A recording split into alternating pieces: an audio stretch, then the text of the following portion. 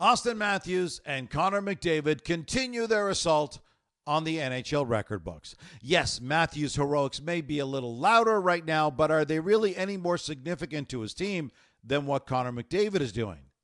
We're going to break down both. First up, he did it. Austin Matthews hit his hometown, loaded up the seats with family and friends, and he delivered by hitting 50 goals in just 54 games. Far side for Matthews, back to the blue line again. Got it back from Liljegren. Shot in front, they score! Bertuzzi in front of the net, but it's Austin Matthews who will celebrate number 5-0. The fastest player to hit 50 since Mario Lemieux in 1996. But he wasn't done.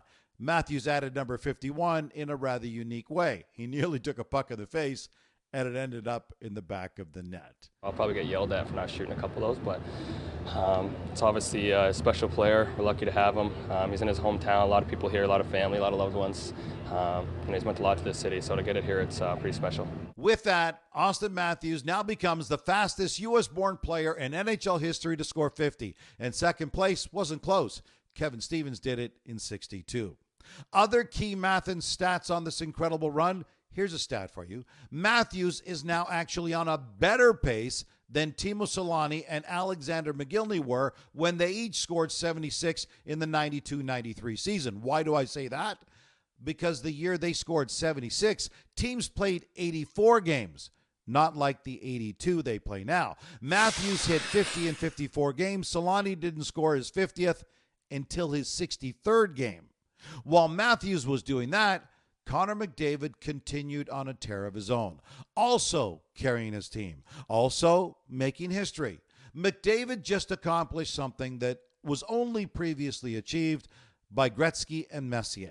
He became just the third player in NHL history to have 17 assists and not a single goal over a 7-game span. He also became just the sixth player in NHL history to have multiple 20-game home point scoring streaks.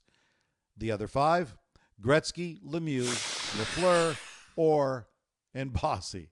The Oilers have scored 190 goals. McDavid has scored or assisted on 45% of them.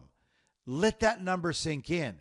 He's had a hand in almost half the Oilers' goals this season. That's amazing. So what about Matthews? Well, the Leafs have scored 199 goals as a team this season. Matthews has 51 on his own. That means he scored almost 26% of the team's goals so far. He scored more than one of every 4 goals they've got so far. Matthews has 9 goals in his last 4 games alone. There are only 5 guys on the Leafs that have scored more in the entire season so far. And despite all that, the odds makers still only have Matthews and McDavid as the 3rd and 4th favorites to win the Hart Trophy this season. They have McKinnon and Kucherov at numbers 1 and 2 right now. For the record, before the game, Matthews was the 4th choice for the Hart. By the end of the game, Matthews had moved into 3rd by leapfrogging over Connor McDavid and bumping him to the number 4 slot. A reminder, the Hart doesn't go to the best player in the game. It goes to the player deemed most valuable to his team. What team would suffer the most if they lost their top guy? So what about the top 2 guys right now? Kucherov is tops in the league in scoring, just 6 points short of his 4th 100-point season. He scored or assisted on nearly 49% of Tampa's goals. McKinnon is 2nd in the Art Ross race. He's on a pace for 47 goals and 132 points on the season. Both of those would shatter his previous career highs. Is this not an amazing race for the Hart this year? So, you've heard all the numbers, and there have been a lot of them. You know how important all 4 are to their respective teams. So what do you think of the race for the Hart right now? Is it still a 2-race horse between Kucherov and McKinnon at the top, or have Matthews and McDavid done enough to bump either of them out of the top 2? The comments are open. Would love to hear what you have to say about all this.